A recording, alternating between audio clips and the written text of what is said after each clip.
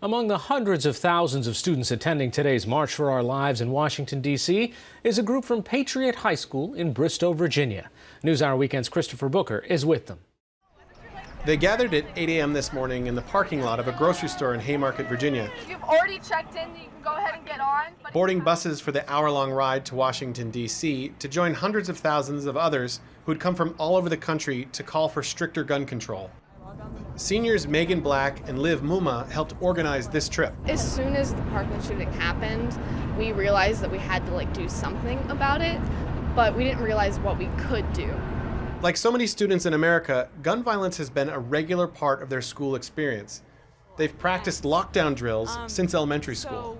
Other generations didn't have to deal with this. They didn't have mass shootings. I mean, Columbine was one of the first big ones in our country, and it hasn't stopped since then. Muma and Black say they learned about the Parkland shooting that left 17 students, teachers, and administrators dead through social media, watching the raw video coming in through Snapchat and Twitter. So I was in school watching the videos these kids run out of their high school over the dead bodies of their fellow students. And I just cried and cried, and I came home and cried some more. And so it was a couple days after that when we really started our movement. Around 10 a.m., the students arrived in downtown Washington, D.C. to join the March for Our Lives. But it wasn't just kids. Parents, teachers, and even political donors joined the march. Ambassador Al Hoffman Jr. is a major supporter of Republicans. But in the wake of the Parkland shooting, he says he will not back politicians who don't support an assault weapons ban and other gun control measures. I felt that it was absolutely necessary that I get involved. You know, this may be my last hurrah, but I can't give up. We've got to get this under control. He says if Republicans don't act on gun control measures, there will be consequences in the midterm elections in November. And I'm a good Republican, but I'll tell you that we're in deep doo-doo if they don't pay attention to this now. The Parkland shooting has activated the political awareness of many young people here for the first time. This group of juniors from Fairfield, Connecticut, traveled to Washington, D.C. this morning. Everyone just was signing up. There was not even enough bus room for everyone to come because so many people showed their interest. They wanted to come. Yeah. And for people who have been personally affected by gun violence, they say this time does indeed feel different.